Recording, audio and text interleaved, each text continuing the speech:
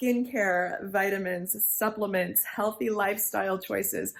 All of those things are really, really important when it comes to embracing the natural aging process and rewiring your adulthood. But one thing I think that's really, really important and maybe the most difficult to implement for a lot of us is healthy mindset and mindfulness practice. So I want to talk about those two things today, how I incorporate them realistically in my day-to-day life. And hopefully they'll inspire you to start practicing these as well. Hang tight, let's talk about it.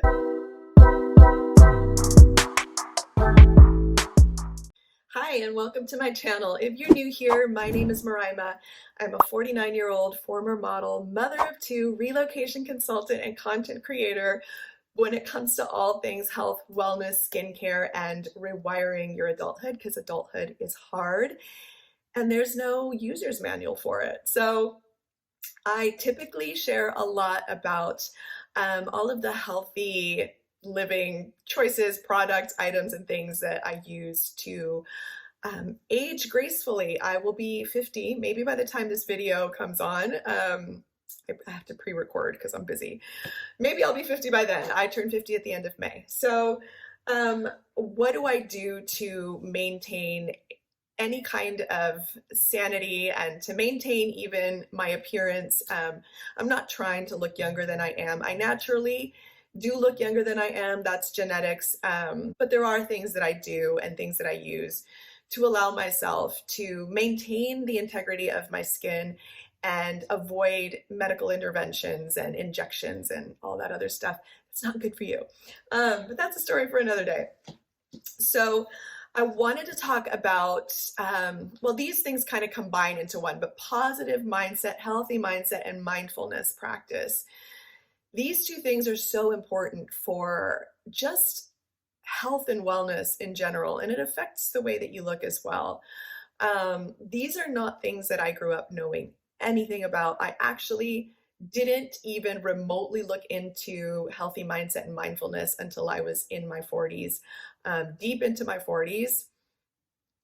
And the death of my father and going through a divorce pretty much around the same time catapulted me into a dark place. I was grieving, mourning, feeling lost, but I also, being a single mom at the time, didn't have time to really allow myself to be in victim mode for long. And I started doing a lot of research and started learning about healthy, positive mindset and mindfulness, and started implementing some of those practices into my life on a daily basis.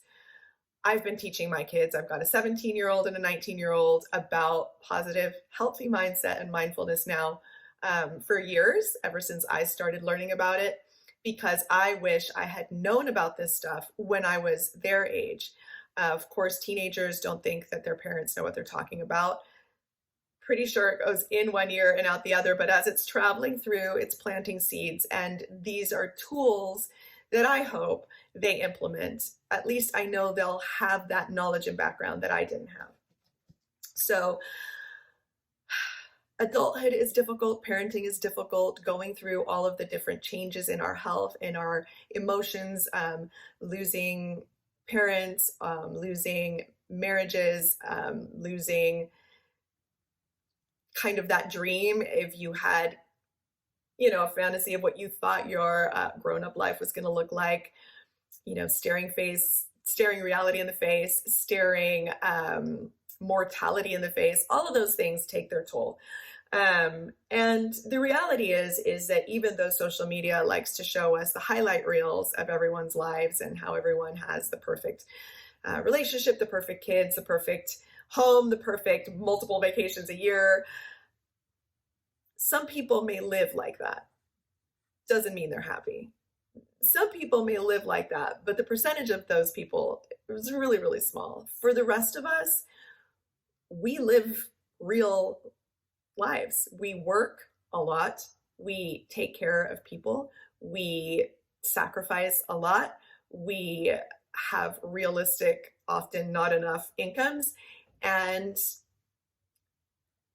having a positive, healthy mindset and practicing mindfulness doesn't always stand at the forefront, and it should. And why doesn't it? Because it's so easy to get dragged down into negativity and helplessness, or just simply you kind of go into auto drive and you just kind of go through life doing all the things you're supposed to do, really neglecting yourself. And that's what I had done really my entire life. um, I never felt like a victim. I just felt like I was on, not auto drive, wrong word, autopilot. Um, and just kept giving, doing, and not doing anything for myself. So once my father passed away, once I started dealing with life as a single mom post divorce and having to really reinvent myself, I started learning that I had to force myself to learn how to cultivate a healthier, more positive mindset and practice mindfulness. So I wanted to share the things that I have been doing. And I will say, as with all of us, realistically, I'm a work in progress. Some days I don't do as well as others and really put myself at the bottom of the totem pole and take care of everybody and everything.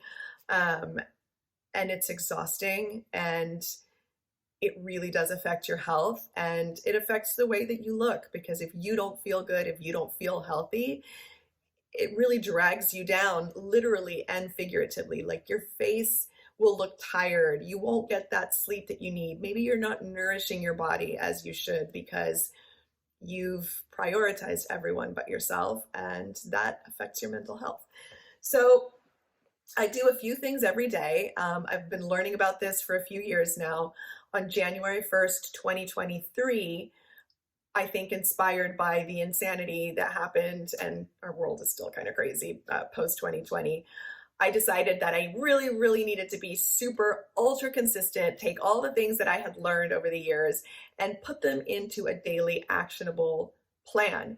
And I've talked about one of these things before, which is to keep a gratitude journal. This is one of the most essential, important, powerful, yet easiest ways to practice positive mindset and mindfulness.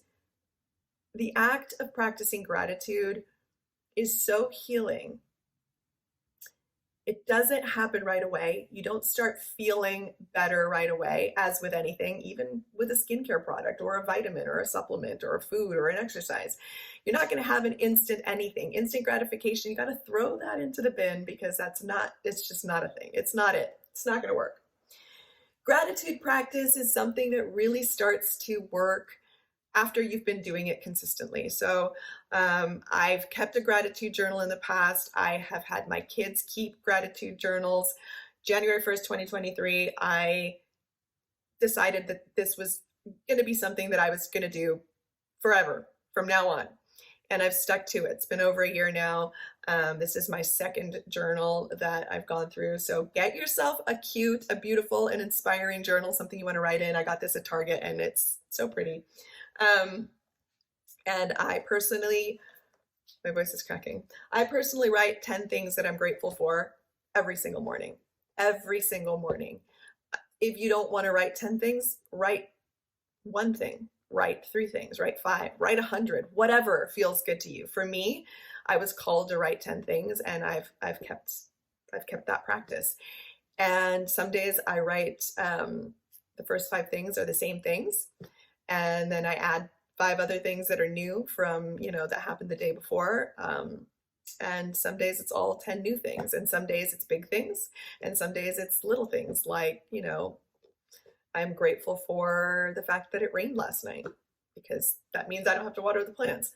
Whatever. It can be small, it can be big, it can be meaningful. It can just be the fact that you woke up. That's a blessing that a lot of people don't have. So anyway, gratitude practice, really anyone can implement this. It takes no time, and it becomes a habit. So you start doing it every single day, and it doesn't have to be in the morning. If you've got busy mornings, I get it. Lots of us do. Do it in the evening. Do it during your lunch break. If you commute by train or whatever on the bus, pull out your little notebook. You can even write a gratitude journal in the notes section of your phone. I personally like the act of physically writing in a book. I just feel like there's something almost meditative, that mindfulness practice about it. But this is huge. Gratitude journal, everyone should do this. And it just really, I think it puts things into perspective, because no matter how bad things may be going, there's always something to be grateful for. The next thing is to find yourself a book or books that inspire and that don't take too much time and effort to read. I have always been a bibliophile, voraciously reading everything that was put in my path until motherhood. I still read a lot. I'm a big researcher. I've got tons of books, but I just don't have the time. You know how it is as a mom, working, kids. By the time you can sit down and read a book, it's late at night. You're falling asleep one chapter in. So my husband actually got me this book. I also started reading this January 1st, 2023. So he got it for me the Christmas before.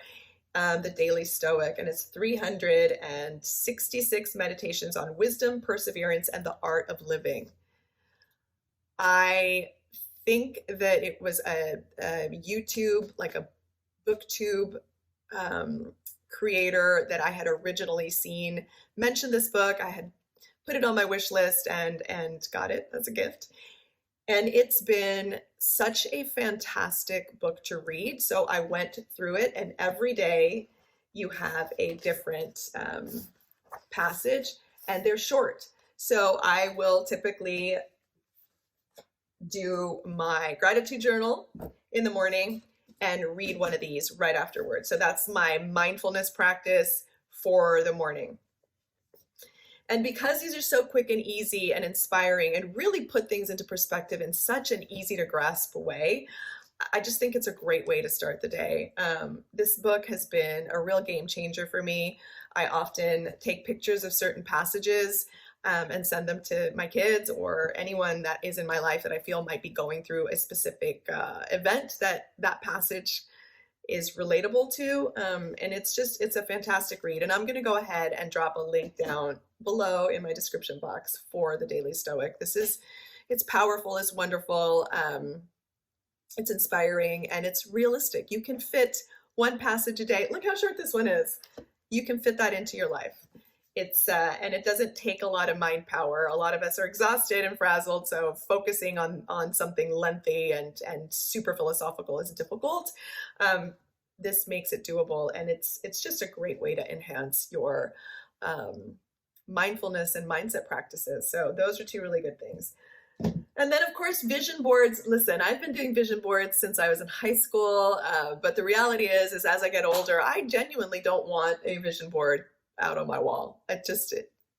I'm a little too particular about how things look in my home, so I don't like that. But I do love the concept of constantly visually reminding yourself of all of the things that are beautiful and wonderful in the world, and that you're never too old to work towards. So what I've done and what I like to do is, I can't show you my vision board because it's on my phone and I'm recording this on my phone, is that I have a vision board that I've created on Pinterest. And whether it's little motivational quotes or beautiful scenery or just anything that makes me feel good to look at, I put on that board. It's a private board. No one can see it but me.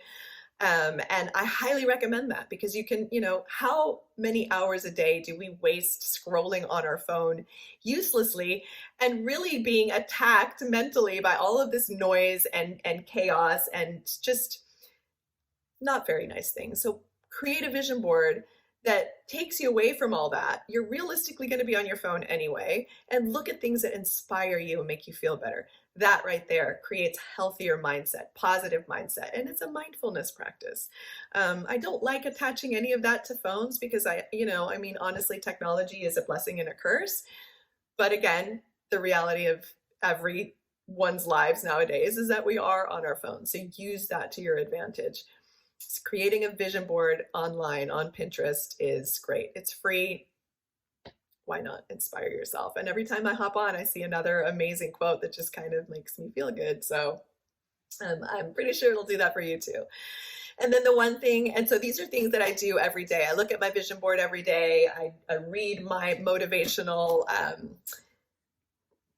book every day. I do my gratitude journal every day. And then the other thing that I also, actually, I'm not good at this every day. This is something I need to work on is meditation. I know how important and just really healing on every level meditation is and can be. I suck at it. I'm not good at it. And really mainly because I do have a very busy schedule. I've been single parenting my two kids for a very long time, since about 2016. And I am remarried, but my new husband, works out of state, and my kids have always been with me, really all the time. So I'm the main parent, and it's a lot, and raising teenagers in the 21st century is something else. So, you are constantly there emotionally and all of that. So there's a lot. I work 3 jobs. I content create. It's a lot. I've got a lot on my plate. It is what it is. I don't get a lot of sleep, as not as much as I'd like. And I just don't have the time during the day. Something like meditation, maybe it's different for other people, but for me, I need to know that I'm going to be in an environment and have enough time, even if it's a 10-minute meditation, where no one is going to interrupt me. So basically that can only happen when my kids are at school. My son's in college now, but my daughter's still in high school. So I know that once school's over and she's at home, she will find something to interrupt me. Even if I'm like, I need 10 minutes alone, there will be some kind of crisis that needs to get taken care of right away during those 10 minutes. So I need to find time consistently during my work day to be able to fit in meditation. And meditation really doesn't need to be lengthy. It's just that I honestly sometimes don't even have the 10 minutes to do it. So I do need to find out how I can carve 10 minutes into my day and do that. And sorry, I'm distracted, but there's a hummingbird right outside my window. And that's something to put in the gratitude list tomorrow morning, because that's magical and nature's wonderful. Get yourself outside. That's another thing that I'm not as good at as I should be, is to spend time outside. Again, because busy workday, but a little walk after dinner, that's something that everyone can pretty much do. So I'm working on that one. But the meditation, the one thing that I can say is, if you're like me and you've got a mind that goes a mile a minute, guided meditations are the best. I particularly love Joe Dispenza's guided meditations. You can find all lengths, beginning from 10 minutes, I believe, up to several hours on YouTube. So that's another free and realistic resource. I think I get around to meditating once a week. I want to do it every day. So I'll check back in at some point. That's my goal. At some point in 2024, I'm going to be meditating every day, even if it's just 10 minutes. And the benefits, health and mental health benefits of meditation are astounding. So if you do a little bit of research on that, you're going to want to start meditating every day too. So maybe we can all motivate ourselves to do that. Those are my super simple, really realistic, easy to do, healthy mindset, healthy mental health, and mindfulness practices.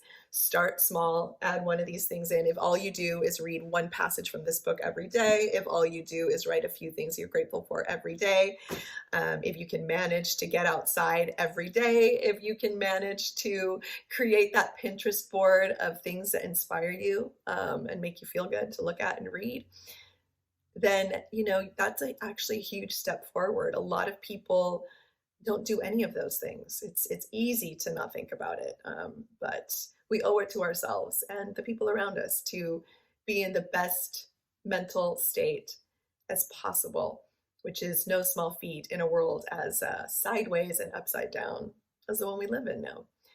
And the meditation, yeah. Someone keep me accountable. Check in with me in a couple weeks.